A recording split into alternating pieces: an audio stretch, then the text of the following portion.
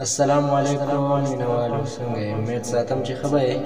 نن زه موجود یم د انور دی په ځای کې، او انور یو ښه نوموړی شاعر دی.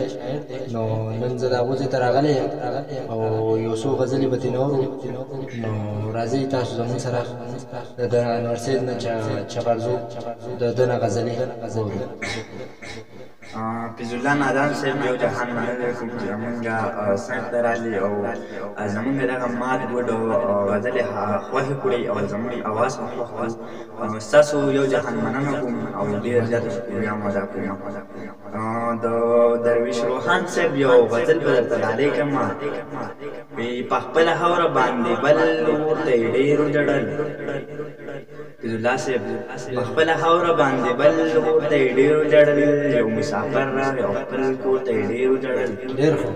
او دغه ماشومه یې په بدو کې سوره ورکړې. دغه ماشومه یې په بدو کې سوره ورکړې چې ودېده نو خپل قاتل ورور ته یې ډېر وجړل. او کچه کوټه وه ټوله شپه راسسېده په غریب.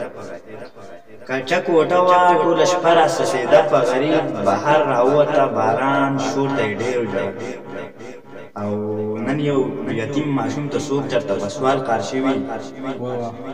نن یو یتیم ماشوم ته څوک چېرته په سوال قار شوي. د پلار تصویر ته یې کتل، مور ته یې ډېر وجړل. نن یو یتیم ماشوم ته څوک چېرته په سوال قار شوي. نن یو یتیم ماشوم ته څوک چېرته په سوال قار شوي. د پلار تصویر ته یې کتل، مور ته یې ډېر وجړل.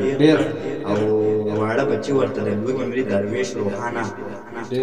واړه بچي ورته د لوږې مري درویش روحانه. مور یې رامنډه کړه او تش کور ته یې ډېر وجړل. او دغه غزل مې درته ډالۍ کړو. اوس یو بل غزل درته ډالۍ کوم د منیر بنیري صاحب. وایي غزل دی چې توره چې تیره له حده زیاته شي، ډېره زهریله شي خو زر ماته شي. توره چې تیره له حده زیاته شي، ډېره زهریله شي خو زر ماته شي. خصوصا ته که درد د بدنامۍ رسي، مینه د یو دوه قدمه شاته شي.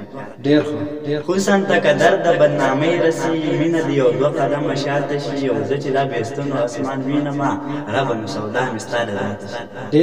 او را به شي د زړه ور به مې وټکوي، څوک به مې خبر نه کړي راماته شي. او خپل حصه جایداد به ورته وبهي. فیض الله صاحب خپل حصه جایداد به ورته وبهي، ماته دې په مینه کې مې راشي. یو جهان مننه کوم ملګرو، زموږ ویډیو مو خوښه شوې وي مخکې شیر کړئ او زموږ دغه مات ګډ شعرونه مخکې ته شیر کړئ. یو جهان مننه، والسلام.